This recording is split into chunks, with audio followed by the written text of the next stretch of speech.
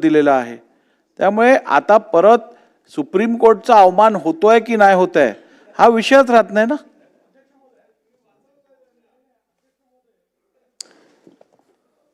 राज्यमंत्री महोदयांनी खूप स्पष्ट सांगितलेलं आहे, याच्यात काही कन्फ्युजनच नाही आहे। मेरिटवर कुठे कॉम्प्रोमाइजच नाही याच्यामध्ये। मुळात काय होतं, आपण जर बघितलं तर 4 पद्धतीने लोक यायचे। त्यातली एक पद्धत होती उच्च न्यायालय किंवा दुय्यम न्यायालयांमध्ये किमान 3 वर्ष अधिवक्ता म्हणून अनुभव। दुसरं किमान 3 वर्ष सरकारी अभियोक्ता किंवा सरकारी अधिवक्ता म्हणून अनुभव। तिसरं किमान 3 वर्ष विविध न्याय विभागात विधी सहाय्यक पेक्षा कमी दर्जा नसलेल्या पदाचा अनुभव। चौथं नवीन विधी पदवीधारक सर्व परीक्षा प्रथम प्रयत्नात उत्तीर्ण अंतिम वर्षात किमान 55% गुण। आणि पाचवं विधी पदवी प्राप्त केल्यानंतर धर्मदाय संघटनेत लिपिक टंकलेखकापेक्षा कमी दर्जा नसलेल्या पदावर 3 वर्षाचा अनुभव। अशा 5 पद्धतीने ह्या नियुक्त्या व्हायच्या। हे 5 कॅटेगरी होत्या। यातली जी चौथी कॅटेगरी आहे, 4 कॅटेगरीत आता काहीच वाद नाही आहे। ही जी चौथी कॅटेगरी आहे त्या कॅटेगरीच्या संदर्भात ही जी सेवेत येण्याची पद्धती होती, नवीन विधी पदवीधारक सर्व परीक्षा प्रथम प्रयत्नात उत्तीर्ण व अंतिम वर्षात किमान 55% गुण, याच्यावर सर्वोच्च न्यायालयाने सांगितलं की हे बरोबर नाही आहे। तुम्ही स्पर्धा परीक्षेतनं यांना घ्या, बस एवढंच आहे याच्यामध्ये। आता स्पर्धा परीक्षेतनं घ्या, स्पर्धा परीक्षा दिल्यानंतर म्हणजे जो 55% नाही 75% वाला 80% वालाच येणार आहे त्याच्यामध्ये। त्यामुळे याच्यामध्ये जे सुधीर भाऊंनी विचारलं, हो हा कंटेम्प्ट होईल। 60% केलं तरी कंटेम्प्ट होय, कारण त्याची पद्धती मी सांगतो, त्याची पद्धती त्यांनी सांगितली आहे, तुम्हाला टक्केवारीवर डायरेक्ट घेता येणार नाही, तुम्हाला स्पर्धा परीक्षेतून घ्यावं लागेल अशा पद्धतीनं त्यांनी सांगितलंय। त्यामुळे तुम्ही 60 करा, 55 करा, 75 करा, everything will be contempt, everything will be against supreme courts order. कारण असं आता घेताच येणार नाही तुम्हाला। घ्यायचं असेल स्पर्धा परीक्षा घ्या, स्पर्धा परीक्षेत जो पहिला मेरिट असेल तो 1 नंबर, दुसरा असेल तो 2 नंबर, असंच तुम्हाला घ्यावं लागेल। आणि म्हणून अतिशय सोपं आणि सिंपल बिल आहे। मेरिट कमी होत नाही आहे, मेरिट कमी होत नाही आहे।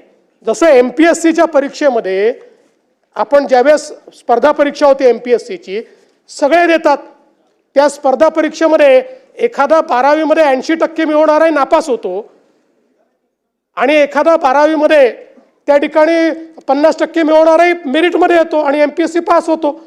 अशा पद्धतीनं सुप्रीम कोर्टाने सांगितलेलं आहे, याच्यामुळे याच्यापेक्षा वेगळं काही केलं तुम्ही तरी तो सुप्रीम कोर्टाच्या आदेशाचा अवमान होईल आणि that will be subject to Supreme Court's म्हणजे स्क्रुटिनी।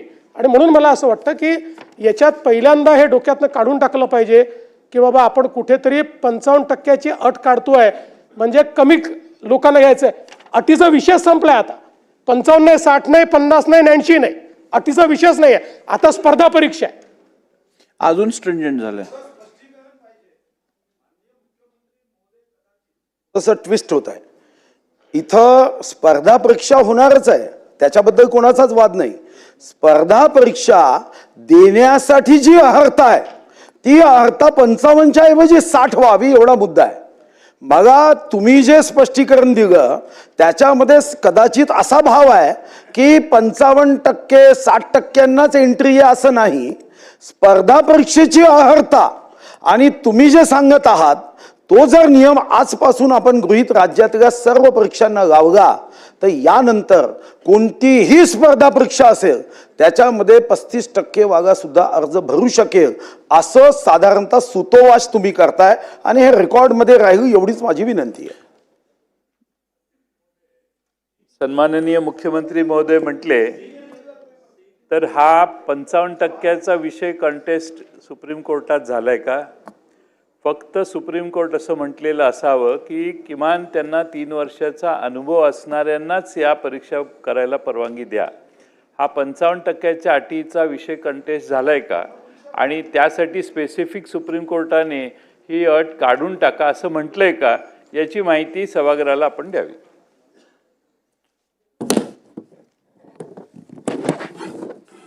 सन्माननीय अध्यक्ष महोदय, मी अतिशय स्पष्टपणे पुन्हा 7व्यांदा हा खुलासा करत आहोत, सेम शब्द सेम वर्ड. JMFC आणि सिव्हिल जज याची निवड करताना जे क्रायटेरिया होता तोच क्रायटेरिया, कारण की ते JMFC ट्रान्सफर होऊन सहाय्यक चॅरिटी कमिशनर पोस्टिंग होते आणि ते जे निकष आहेत त्या तिघी निकषामध्ये कुठलाही डिस्क्रिमिनेशन, पक्षपातपूर्ण कृती होऊ नये आणि ती एकसारखी असावी जेणेकरून परत सुप्रीम कोर्टात कोणी जाऊ नये म्हणून सेम टू सेम तरतुदी त्या ठिकाणी लागू केलेल्या आहे. आज मी आता अतिशय क्लिअरपणे परत सांगतो की सन्मान्य जयंत पाटील साहेब ज्या खात्याचे अनेक वर्ष मंत्री होते, सन्मान्य सुधीर भाऊ ज्या खात्यात तेवढ्या भरत्या झाल्या, एकाही भरतीमध्ये कट ऑफ नव्हता. 100% कॉम्पिटिटिव्ह एक्झामनी मेरिटवर निवड झालेली आहे. त्यामुळे हा बिल मंजूर करावं अशी माझी विनंती आहे.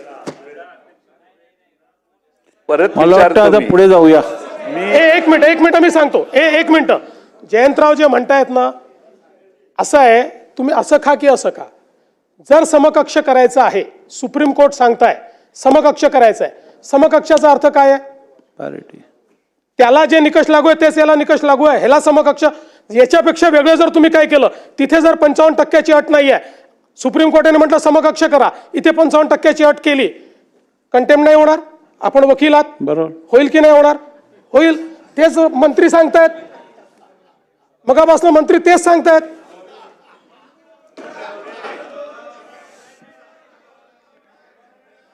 आमचं काय म्हणणं नाही, आमचं काही म्हणणं नाही, काही हरकत नाही. चला, पुढे जाऊया. माझा फक्त मुद्दा, माझी काही तक्रार नाही. तुम्हाला मेरिट कमी करायचं असेल तर हरकत नाही, पण माझा मुद्दा असा आहे की सुप्रीम कोर्टात ते कंटेस्ट झालेलं का नव्हतं, त्याला तुम्ही जयंत पाटील उत्तर साहेब. द्या. 55%. जयंत पाटील साहेब, हे कंटेस्ट झालंय ना, अल्टिमेटली अर्हतावर जेव्हा त्यांनी त्या ठिकाणी निर्णय दिला, अर्हता पाहूनच निर्णय दिला ना. ही अट जेव्हा काढतोय सुप्रीम कोर्टाच्या आदेशाने, सुप्रीम कोर्टाने अर्हता पाहिले ना, नाही तर सुप्रीम कोर्टाने म्हटलं असतं ना की बाबा नाही हे 55% ठेवा म्हणून, असं नाही म्हटलेलं ना. किंवा याचा दुसरा अर्थ असा होऊ शकतो की जर सुप्रीम कोर्टाला 55%ची अट ठेवायची असती तर त्यांनी असे आदेश दिले असते की सगळ्या परीक्षांमध्ये तुम्ही 55% ठेवा. तसं केलं नाहीये ना. चला.